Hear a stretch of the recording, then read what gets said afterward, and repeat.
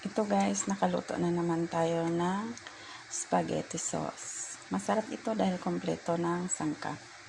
So, ang ingredients nito ay salt, pepper, onion, garlic, tapos magic sarap, tapos nor beef cubes, tapos spaghetti sauce, sugar. Did I say salt and pepper? Ayan.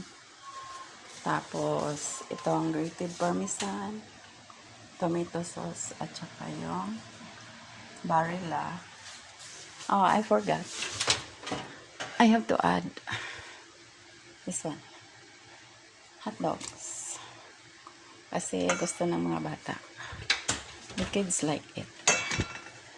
So, these are cooked hot dogs. So, that's it.